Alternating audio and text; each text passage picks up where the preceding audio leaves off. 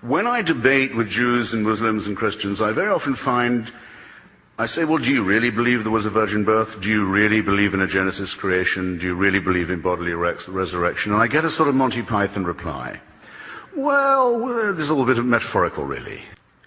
The main thing I want to dispute, you hear it very often said by people of a vague faith, that, well, it may not be the case that religion is metaphysically true. Its figures and its stories may be legendary or dwell on the edge of myth. Its truth claims may be laughable. We have better explanations for the origins both of our cosmos and our species now, so much better so, in fact, that had they been available to begin with, religion would never have taken root. No one would now go back to the stage when we didn't have any real philosophy. We only had mythology. When we thought we lived on a flat planet, or when we thought that our planet was circulated by the sun instead of the other way around, when we didn't know there were microorganisms as part of creation and that they were more powerful than us and had dominion over us rather than we them, when we were fearful, the infancy of our species, we wouldn't have taken up theism if we'd known now what we did then. But allow for all that, you still have to credit religion with being the source of ethics and morals. Where would we get these from if it weren't for faith? I think in the time I've got, I think that's the position I most want to undermine. I don't believe that it's true that religion is moral or ethical. I certainly don't believe, of course, that any of its explanations about the origin of our species or the cosmos or its ultimate destiny are true either. In fact, I think most of these have been conclusively, utterly discredited. But I'll deal with the remaining claim. Is it moral to believe that your sins, yours and mine, ladies and gentlemen, brothers and sisters, can be forgiven by the punishment of another person? Is it ethical to believe that? I would submit that the doctrine of vicarious redemption by human sacrifice is utterly immoral. I might, if I wished, if I knew any of you, you were my friends, or even if I didn't know you, but I just loved the idea of you, I could say, look, you're in debt. I've just made a lot of money out of a God-bashing book. I'll pay your debts for you. Maybe you'll pay me back someday, but for now I can get you out of trouble. I could say, if I really loved someone who'd been sentenced to prison, if I could find a way of saying I'd serve your sentence, I'd try and do it. I could do what Sidney Carton does in A Tale of Two Cities. If you like, I'm very unlikely to do this unless you've been incredibly sweet to me. I'll take your place on the scaffold. But I can't take away your responsibilities. I can't forgive what you did. I can't say you didn't do it. I can't make you washed clean. The name for that in primitive Middle Eastern society was scapegoating. You pile the sins of the tribe on a goat, you drive that goat into the desert to die of thirst and hunger, and you think you've taken away the sins of the tribe. A positively immoral doctrine that abolishes the concept of personal responsibility on which all ethics and all morality must depend.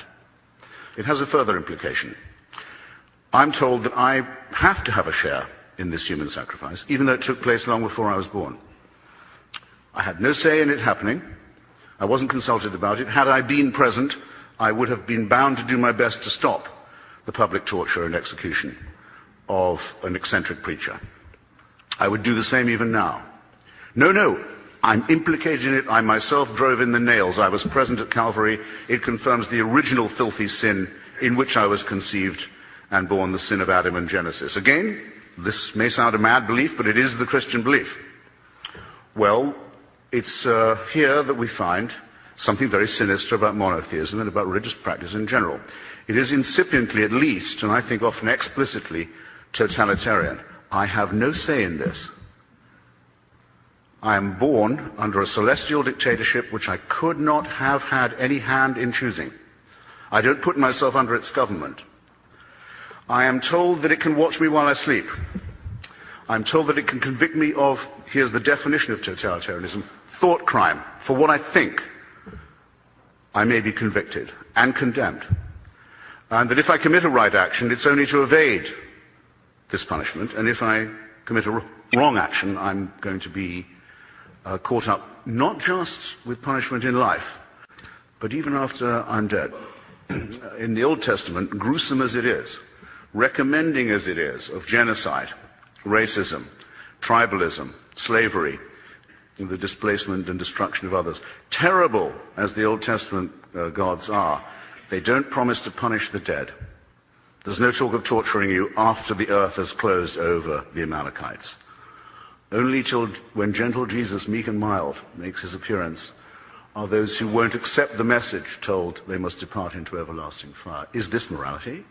Is this ethics? I submit, not only is it not only does it come with the false promise of vicarious redemption, but it is the origin of the totalitarian principle which has been such a burden and shame to our species for so long. I further think that it undermines us in our most essential integrity. It dissolves our obligation to live and witness in truth. Which of us would say that we would believe something because it might cheer us up, or tell our children that something was true because it might dry their eyes? Which of us indulges in wishful thinking, who really cares about the pursuit of truth at all costs and at all hazards? Can it not be said, do you not in fact hear it said repeatedly about religion and by the religious themselves that, well, it may not be really true, the stories may be fairy tales, the history may be dubious, but it provides consolation? Can anyone hear themselves saying this or have it said of them without some kind of embarrassment, without the concession that thinking here is directly wishful? That yes, it would be nice if you could throw your sins and your responsibilities on someone else and have them dissolved, but it's not true, and it's not morally sound. On our integrity, our basic integrity, in knowing right from wrong and being able to choose the right action over a wrong one, I think one must repudiate the claim that one doesn't have this moral discrimination innately, that no, it must come only from the agency of a celestial dictatorship, which one must love and simultaneously fear. What is it like? I've never tried it. I've never been a cleric.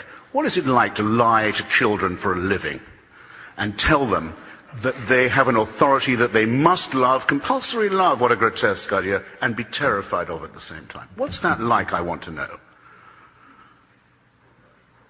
And that we don't have an innate sense of right and wrong. The children don't have an innate sense of fairness and decency, which of course they do. What is it like? I can personalize it to this extent. My mother's Jewish ancestors are told that until they got to Sinai, they'd been dragging themselves around the desert under the impression that adultery, murder, theft and perjury were all fine. They get to Mount Sinai only to be told it's not kosher after all. I'm sorry. Excuse me. We must have more self-respect than that for us, for ourselves and for others. Of course, the story is a fiction. It's a fabrication exposed conclusively by Israeli archaeology. Nothing of the sort ever took place, but suppose we take the metaphor. It's an insult. It's an insult to us. It's an insult to our deepest integrity.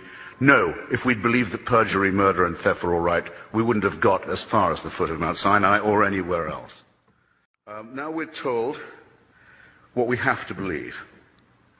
And this is coming now to the question of whether or not science, reason and religion are compatible, or I would rather say reconcilable. The great Stephen Jay Gould, the late great Stephen Jay Gould, said that he believed they were non-overlapping magisteria. You can be both a believer and a person of faith. Sitting in front of me is a very distinguished, extremely distinguished scholar, Francis Collins, helped us to unlock the Human Genome Project, who is himself a believer. Here's why I, a non-scientist, will say that I think it's radically irreconcilable, I'd rather say, than incompatible. I've taken the best advice I can on how long Homo sapiens has been on the planet. Carl Sagan, Richard Dawkins, many others reckon it's not more than 250,000 years, quarter of a million years. It's not less either. I think it's roughly accepted. 100,000 is the lowest I've heard. And actually I was about to say, again, not to sound too Jewish, I'll take 100,000. I only need 100,000. Call it 100. For 100,000 years, Homo sapiens was born, usually, well, not usually, but very often dying in the process or killing its mother in the process. Life expectancy probably not much more than 20, 25 years.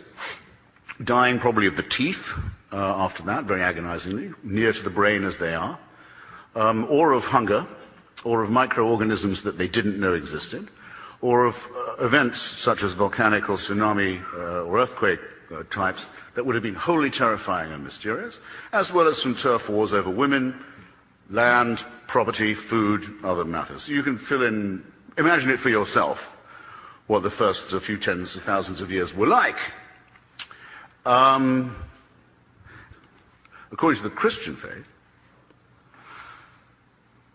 heaven watches this with folded arms for 98,000 years and then decides it's time to intervene.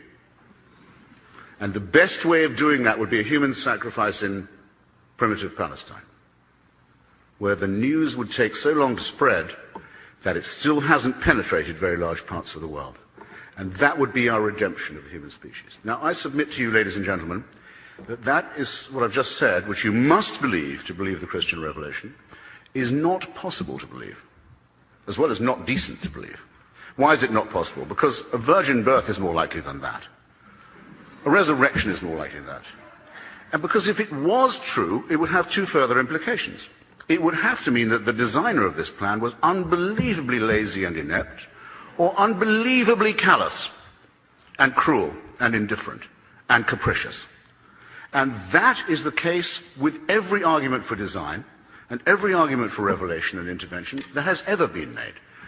But it's now conclusively so because of the superior knowledge that we've won for ourselves by an endless struggle to assert our reason, our science, our humanity, our extension of knowledge against the priests, against the rabbis, against the mullahs who've always wanted us to consider ourselves as made from dust or from a clot of blood, according to the Quran, or as the Jews are supposed to pray every morning, at least not female or Gentile.